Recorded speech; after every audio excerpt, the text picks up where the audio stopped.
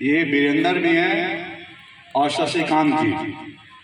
आपकी जितनी तारीफ की जाए वो कम है। आप दोनों व्यक्ति के जो कार्य है ये वास्तव में गाजीपुर के इतिहास के पन्नों में लिखे जाएंगे। अगर होगा तो वास्तव में सही है। हम लोग मिडिल परिवार के सदस्य हैं और हमारे घर में कोई अगर घटना ऐसी होती है, हम सभी जानते हैं कि अगर यहाँ पर किसी घर में तबीयत खराब हो जाए और वो अस्पताल चला जाए तो 10 दिन के अंदर उसके घर की स्थिति गड़बड़ा जाती है। अस्पताल में अटेंडेंट कौन चाहिए, उसके खाने की व्यवस्था कौन करेगा, उसका फीस कौन भरेगा, तमाम उलझने होती है और 1 महीना व्यक्ति टूट जाता है सर। और टूटने के बाद से अगर नहीं संभाल पाया तो और टूट जाता है और फिर अपने हौसला को खो देता है। और फिर इस मिडिल वर्ग में जब भी होता है अपने आप को नीचे चला जाता है, संभाल नहीं पाता है और जब भी होता है तो एक रोना रोता है कि भगवान ने मेरे साथ कौन सी गलती की, ऐसा कर दिया। और यही जीवन भर होता रहता है। लेकिन एक आप हैं कि अनन्या की सही श्रद्धांजलि है। अनन्या को हम जिस समाज में रहते हैं, हमारे घर के अगल बगल तमाम मौत होती है, तमाम घटनाएं होती हैं, लेकिन अड़ोस पड़ोस के लोग नहीं जान पाते हैं कि इनकी मौत का कारण क्या है। लेकिन आप जिस दिन ये कदम उठाए होंगे, इतने 5 साल कहां कहां अस्पताल में जूझने के बाद जब ये घटनाएं हुई, आपके साथ घटना हुई, फिर प्रभु की ऐसी कहां से प्रेरणा आपके दिमाग में आया कि हम ऐसा काम करें। किसी घर शादी विवाह, किसी घर 4-5 व्यक्ति आने वाले हैं भोजन करने के लिए, तो घर की महिलाएं और चाहे घर के पुरुष टेंशन में पड़ जाते हैं कि इनको कैसे हम खाना खिलाएंगे, क्या खिलाएंगे। अगर 1 दिन के लिए आए, उनका कार्यक्रम 2 दिन बढ़ गया तो सोचने लगते अभी कब जाएंगे यहाँ से।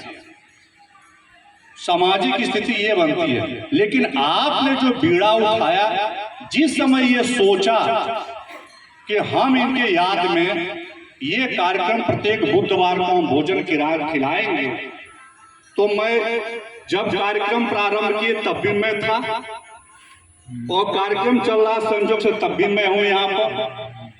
मैं यह देखा कि जिस समय स्टार्ट हुआ कम संख्या थी और आज जब बैठते हैं तो इसे बारात की पंगत लगती है, वो इसे लाइन से लग जाती है, संख्या इतनी लंबी लग जाती है कि जिसकी कोई सीमा नहीं है।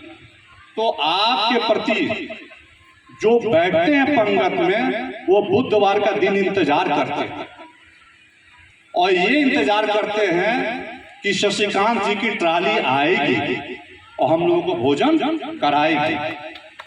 और आपका कारवा ऐसा बढ़ता चला गया और बढ़ता चला जा रहा है कि 1 साल की स्थिति जब ये है तो आने वाले समय में क्या होगा, इससे सभी लोगों को शिक्षा लेनी चाहिए कि अगर विषम परिस्थितियों में अच्छा निर्णय लिए हैं तो उसका परिणाम देखिए कि अनन्या की ये साल भर के कार्यक्रम के इतने लोग यहाँ उपस्थित हैं जो अनन्या के विषय में सुन रहे हैं और एक अच्छा संदेश ग्रहण करके जाएंगे। और समाज में जब अच्छा आदमी कार्य करने का निर्णय लेता है तो उसका अच्छा परिणाम आता है। अगर हर एक आदमी ऐसी चीजों का अच्छा निर्णय लेके और इस तरह से कार्यक्रम का आयोजन करें तो हम समझना बहुत अच्छा चीज है। इसीलिए आप सम्मान के पात्र हैं। अब मैं शशिकांत जी को चाहूंगा कि उनको मैं एक माला पहनाऊं।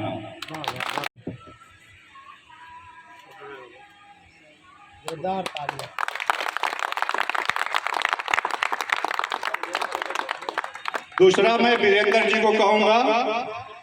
सर मैं बताऊं वीरेंद्र जी के विषय में कि वास्तव में गजब का व्यक्ति है और इनके कार्य ही, छोटा कार्य कोई नहीं होता है न कोई बड़ी को। मैं सोचता हूं जैसे किसी को भी जो मोची जूता सिलने के काम ना रहा हो, एक आदमी ड्यूटी करने वाला पीछे हट सकता है लेकिन ये पीछे नहीं हट सकते।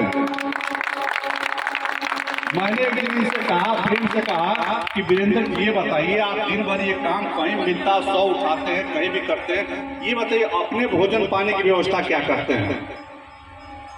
मैंने कहा कि आप कोई काम नहीं करते हैं, दिन में जहां भी लावारिस शो मिलती है, जहां भी कोई ऐसे पीड़ित हो, कोई अस्पताल में पीड़ित हो, कोई एडमिट हो, उसके लिए तत्काल तत्पर रहते हैं, जितना उनके घर के लोग तत्पर नहीं रहते हैं। मैं देखा हूं आंखों से, तब मैं बता रहा हूं, यही आपकी पहचान है। तो मैंने कहा कि आप बताइए अपने भोजन पानी की व्यवस्था कैसे करते हैं। तीनों का सब प्रभु करते हैं। तो ये कहा गया है कि प्रभु हर एक आदमी से नेक कार्य नहीं कराते हैं और प्रभु हर एक आदमी से दान नहीं दिलवाते हैं। वो जो समझते हैं जिनके लिए उचित, उन्हीं से ये काम कराते हैं। उसमें वीरेंद्र जी भी हैं, इनको भी एक माला पहनाना चाहता हूँ।